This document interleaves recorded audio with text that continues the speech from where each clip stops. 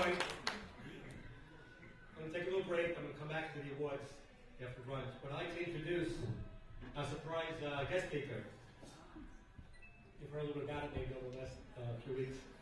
This past summer, I met him at a social media seminar in New Jersey. I found him to be very knowledgeable and entertaining. I decided to hire him today. Doug DeVitre hails from St. Louis, Missouri, and is considered an expert in social media and internet marketing. Doug is here today to talk to us about the importance of social media. I hope you enjoy him. Cost me a lot of money to bring him in. Without further ado, Doug DeVitre.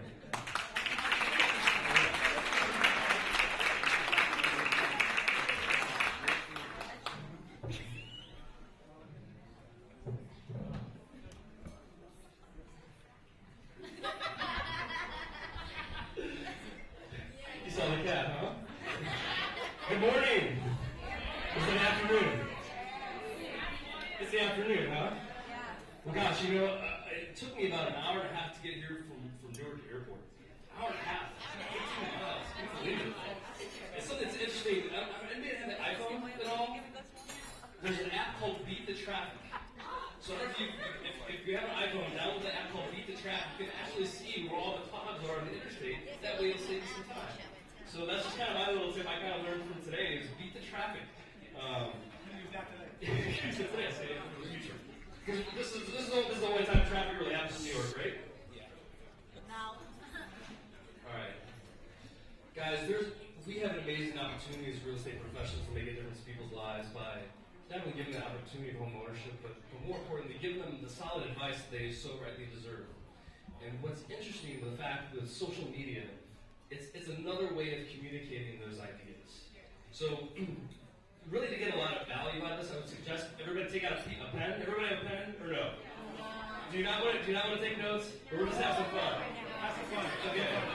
If anything, how about this? I'll take my PowerPoint presentation, my notes, and I'll email it to you. How's that?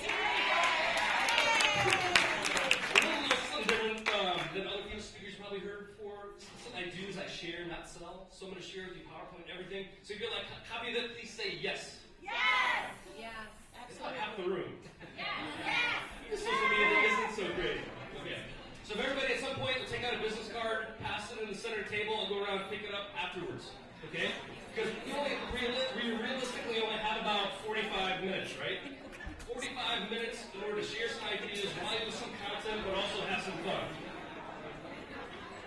If you don't have any cards, perhaps bring out a pen, piece of paper, write your first name, last name, email address, and I'll email it to you as a way of saying thanks for showing up. Okay?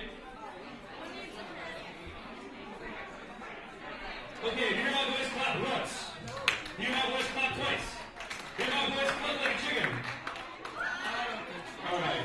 So the reality is this is how you're going to feel by the end of the afternoon here. A lot of information in a short period of time. Like Les Brown says, if information can change people. Guys, if I can have your undivided attention, please. Close like a chicken only works so many times. Like Les Brown says, if information could change people, everyone would be rich, skinny, and happy. Okay? I don't think you need more information, right? Perhaps it's information, best practices that you can use specific to real estate. So what I like to think about is the conversation that's going online that you may not know exists.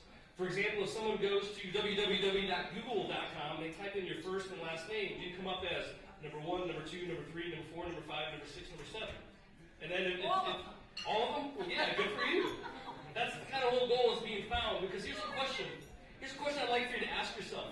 What's the cost of not being there? Think about it. What's the cost of not being there? And is it the right you when they search for you? Like my friend Scott Rose, who sells real estate in Springfield, Missouri. A couple years ago, you typed in Scott Rose Springfield, number 2 link took you to a sexual predator article about a Scott Rose in Springfield. So when they do look for you online, I mean, is this like going online, searching for information? Does this make sense? Like, how many guys bank online? Raise your hands high. Okay, you bank online. What about shop online? Buying a Christmas present now. Okay. What about date online? Okay, Boston. People are making decisions online, right? According to a study by the National Association of Realtors, guys, NAR, National Association of Realtors, says 90% of consumers are going online to look for information, right? And then as far as thinking about what consumer goes, what do you think the average age of the first-time home buyer is? 30. Yeah, 30. So when you think about it, what is your preferred method of communication as you as an individual, but more importantly, the first-time home buyers, which represents at least, 49% of the transactions right now, what is their preferred method of communication? Like, do you have some people you try to, or how many of you have children, the only way to get a hold of them is like send them a text message? Okay? So that's kind of the same thing to think about. Like, would you tell a prospective client, sorry, I don't tweet, or you know what, I don't do that whole Facebook thing? It's kind of something to think about. So, as we go through here, how do you learn some of this stuff? My suggestion is make mistakes and make mistakes often. Because that's the only way you're going to learn Facebook. That's the only way you're going to learn Twitter. You know, when I think about it, going back to it, like, how did I learn Facebook? Yeah, I got on Facebook, right? I did one of those things, so I saw somebody who I went to high school with, add his friend. Saw somebody I went to college with, add his friend. Oh, there's a friend of a friend. I click on them, add his friend. And finally, I started adding all these friends. I had no idea like who they were. I just added friends for adding friends' sake. Like, do you get Facebook requests right now, people who you don't know? And do you add them to your debate? Do you add them as friends? No. If you don't perhaps know them, like them, trust them, then why would you add them in as your friend? Like, when you're, in my opinion, your database is your most valuable asset. What's up, guys?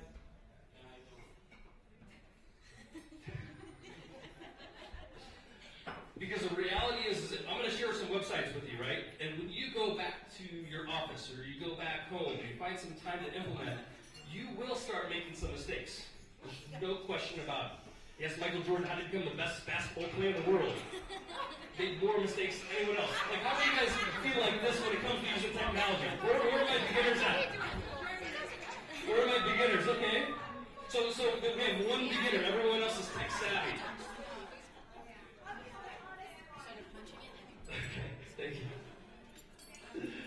Because you've got a lot of responsibilities right now, both personal and business. And does social media worth your time? Yes or no? Some people say yes, some people say no. Perhaps those that say no, perhaps don't understand the value of it. Because if you think about it, there's all these different activities that you go through here. You're asking me, Doug, you expect me to do this too? What I would think about with social media specifically is take a look at the activities that you're doing that are producing a result. If you can't track your marketing, it's probably not worth doing it. Like if like postcard marketing or newspaper advertising. If you invest, I don't know, let's say $200 in a newspaper ad, what's the shelf life of a newspaper ad? 1 week or 1 day, okay? How much does that cost you? Let's say $200, $500? Okay. Whatever I might be, that shelf life of what you typically pay for advertising doesn't go very far. But perhaps if we were to post something online, how long would it last? Last there forever until you decide to take it down. So what I would think about this, perhaps write it down, make a mental note of it, if you get anything out of this, think about creating what I call education-based marketing. Okay? Education-based marketing, not necessarily why I'm the best real estate agent, or say, I'm the #1 sales agent for the last 20 years. Respectfully, today's home buyer, they don't really care about that. What do they care about? Yes, sell my house. Help me find the right home. So we can think about, instead of creating all these fancy ads and things about why we're the best professional, perhaps answer some of those questions or frequently asked questions by creating a video or creating a blog post. And I'll cover some different examples as we go through. So, #1 reason why I think you should use social media is free. If you like free, say free. Free. Perhaps we should start charging for these, huh? Yeah, it doesn't cost any money, but like they say, let the buyer be aware, there is a cost of using social media. What do you think that is? Stalkers. Okay, that could be a cost. Or a liability. But really, you think about what's the true cost of using Facebook? What's the cost? Yeah, your time, very good. And when you think about it too, like, it's not a matter of fact that how many guys have a mobile device like a PDA smartphone, iPhone, BlackBerry, Android? Raise your hands high. Okay, great. Those of you who have one of those mobile-enabled devices, you can access the internet and some of the online applications are going to be at an extreme advantage over those who just kind of have the phone with the 9-digit dial. And I think they still sell those, believe it or not. When we think about it, okay, we have different social networking sites, right? We have LinkedIn, we have Facebook, we have Twitter. And what I would encourage you to think about is... Not panic. Not please. Gosh, I want to hear what your guys' conversations are. Or do I? I don't know. Maybe I'll find out online afterwards. Okay, just think about it. We have multiple databases. We have Facebook, LinkedIn, Twitter, okay? How do we build those databases? Like, how do we get Facebook friends that are real connections? How do we get LinkedIn connections? And so forth. And as you start to build those connections and you make an update, you do that, let's say, once a day or twice a day, depending on how active you are. What that does, that creates top-of-mind awareness.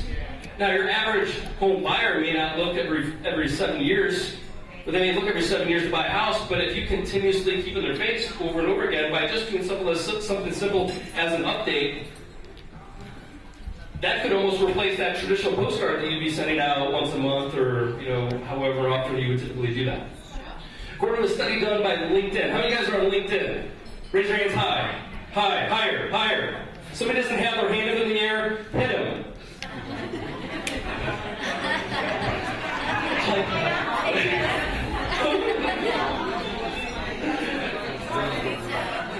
Now, the reason why I say